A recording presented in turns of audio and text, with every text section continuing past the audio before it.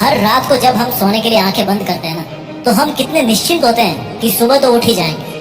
हम कॉन्फिडेंट होते हैं कि भैया जिस तरह से आज का दिन हमारा गुजरा है ना, उसी तरह से कल का दिन भी पूरा हमारे को मिलेगा, पूरा समय हमारा होगा। हमारे दिमाग में कभी ऐसा नहीं आता कि हमारे साथ कल कुछ भी हो सकता है। हो सकता है आज जितने दोस्त आपके हैं ना, जितने रिश्तेदार आपके हैं, वो सब के सब आपको छोड़ के चले जाए या आप उनको छोड़ के चले जाओ। आप एकदम से अकेले हो जाओ, कुछ भी हो सकता है। हो सकता है कल के दिन में आपके सामने ऐसी कोई मुसीबत आ जाए जिसका सामना केवल और केवल आपको ही करना पड़े। आप अपने आप को अकेला पाओ और कोई चाह के भी आपका ना साथ नहीं दे पाए। Anything can happen with you tomorrow. Even आज की नाइट में भी आपके साथ कुछ भी हो सकता है। अकेलापन हमारे जीन्स में पाया जाता है, क्योंकि हमें अकेला ही आना पड़ता है और अकेले ही जाना पड़ता है। ये तो हमारे कुछ वर्षों के सोशल कनेक्शंस हैं, जिनकी वजह से हमारे इतने जान पहचान वाले हो गए ना, हमारे इतने रिश्तेदार बन गए ना, हमारे इतने दोस्त बन गए ना। जहाँ हम काम करते हैं वहाँ पर हमारे बहुत सारे कोवर्कर्स साथी बन गए हैं। ये सब के सब जो दुनियादारी वाले रिश्ते हैं ना, वो हम सब इंसान बनाते हैं, हमारे खुद के द्वारा बनाए गए। We are the only who create the relations, only we make the friends. This is our choice, this is our decision कि हमें किसके साथ समय बिताना है और किसके साथ में समय नहीं बिताना है। क्या इस दुनिया में हमारा किसी के साथ जुड़े रहना जरूरी है जिंदगी जीने के लिए, अपने गोल्स को प्राप्त करने के लिए? The simple answer is no.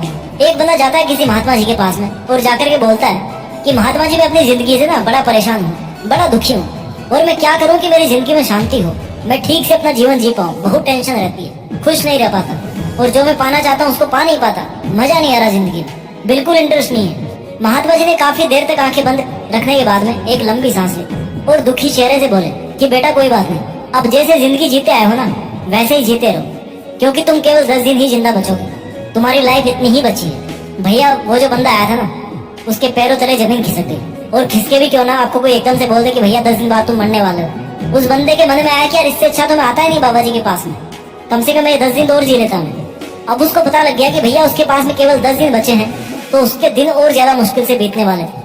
He was thinking like that. वो बिना कुछ बोले बाबा जी से उठ करके जाने लगा, तो महात्मा जी ने बोला कि सुनो, 10 दिन बाद तो तुम्हें वैसे ही मरना है, इसलिए तुम 10 दिन होते ही मेरे पास में आ जाना, क्योंकि इस दुनिया में तो तुम्हें शांति नहीं मिली, लेकिन जहाँ भी तुम परलोक में जाओगे मरने के बाद में, वहां पर मैं तुम्हें शांति दिला दूंगा, इतनी पूरी गारंटी है, मोक्ष दिला दूंगा तुम्हें। ठीक है महात्मा जी। आदमी ने दुखी मन से बिना महात्मा जी की ओर देखे हुए ऐसा बोल करके अपने कदम वापस अपने घर की तरफ बढ़ा लिए। कुछ समय तक तो वो बहुत ज्यादा दुखी रहा, उसको समझ ही नहीं आया कि यार क्या करूँ क्या नहीं करूँ, किसको बताऊँ, कहाँ जाऊँ। लेकिन उसके बाद में जो उसका हर चीज को देखने का नजरिया था ना, वो बदल गया।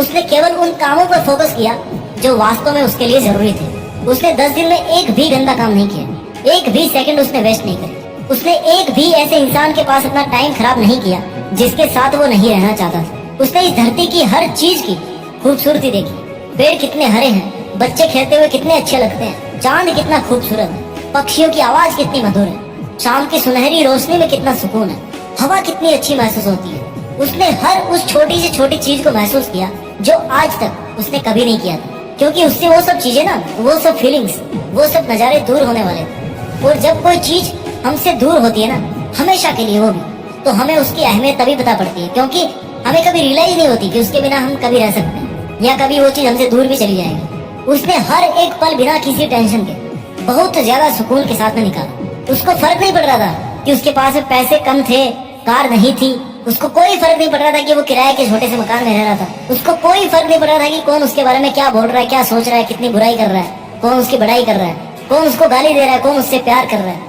वो इन सब चीजों से परे उठ चुका था। केवल एक सच्चाई को इतना करीब से जानने के बाद में ना, उसकी जिंदगी पूरी तरह से 10 दिन के लिए बदल चुकी थी। उसने अपनी जिंदगी के वो जो 10 दिन थे ना, वो इस तरह से जिए मानो वो पूरी जिंदगी इस तरह से नहीं जी पा रहा।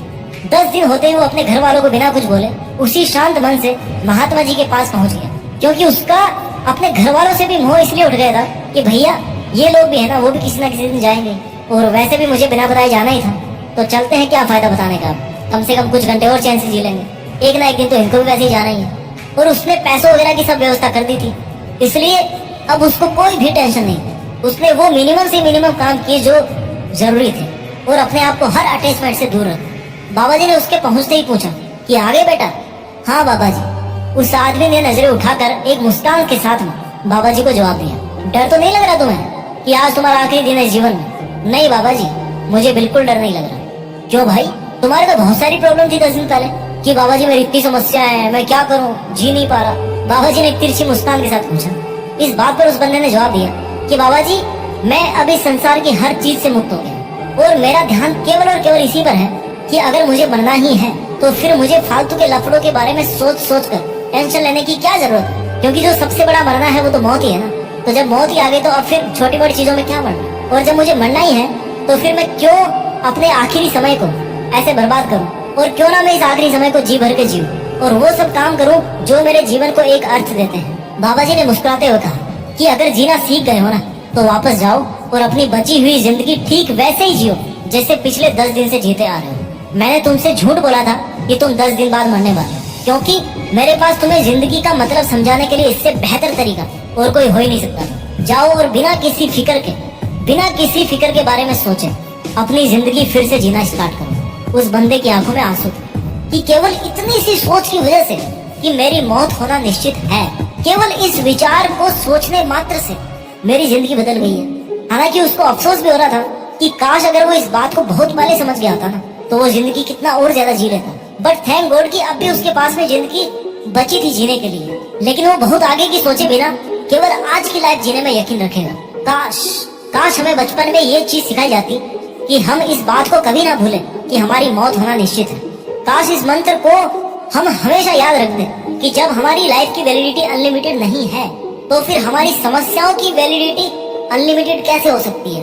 हमारी सोच फालतू में इतनी अनलिमिटेड क्यों हो सकती है कि अब मैं क्या करूं, कहां फंस गया। यार problem is just a little part of your life and the life duration is very very very very small part on the time scale of universe.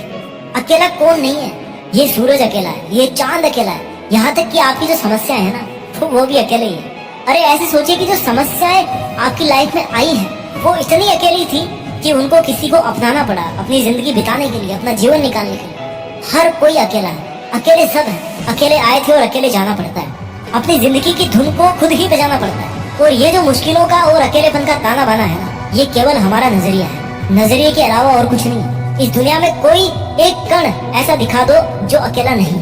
हर एक कण का अपना एक अलग अस्तित्व है, अपनी एक अलग पहचान है। और जब कण कण अलग होते हैं ना तो इंसान तो बहुत सारे कणों से मिलकर के बना है। उसकी जिंदगी में बहुत सारी चीजें आना लाजमी है और उसका अकेला होना भी लाजमी है। समय बहुत तेज है और जिंदगी बहुत छोटी है, लेकिन कुछ करना चाहो ना तो उसके लिए जिंदगी से बेहतर कोई और मौका नहीं हो सकता। इंसानी जीवन में पैदा होना एक प्रिविलेज के साथ में पैदा होने के बराबर है, बिकॉज हमारे पास में सोचने की ताकत है, अपने विचारों को व्यक्त करने की ताकत, अपनी जिंदगी को सुधारने की ताकत, वो पावर है हम इंसानों में। हमारे पास में उन 84 लाख जीव जंतुओं की प्रजातियों की तुलना में ऐसा कुछ है जो उनमें नहीं है। हमारे में इंटेलेक्चुअल है, विल पावर है, डिसिप्लिन है, और सबसे खास बात की हमें ये सब समझ में भी आता है कि ये सही और ये गलत है। बहुत सारी खूबियां हैं जो केवल और केवल इंसान होने के बाद ही आपको मिलती है। अगर आप अपनी जिंदगी में बहुत अकेलापन महसूस कर रहे हो ना तो इस बात को अच्छी तरह से याद रखिए कि काफिले अक्सर उनके पीछे ही होते हैं जिनके घुटनों में अकेले दौड़ने की ताकत होती है, अकेले चलने की ताकत होती है, और मुश्किल से मुश्किल घड़ी में भी ना अकेले ही अपने घुटनों से रेंगने की आदत होती है। अपना ख्याल रखिए, आगे बढ़ते रहिए, अकेले रहकर भी देश में अपना नहीं बल्कि दुनिया में देश का नाम कीजिए। जय हिंद, वंदे मातरम।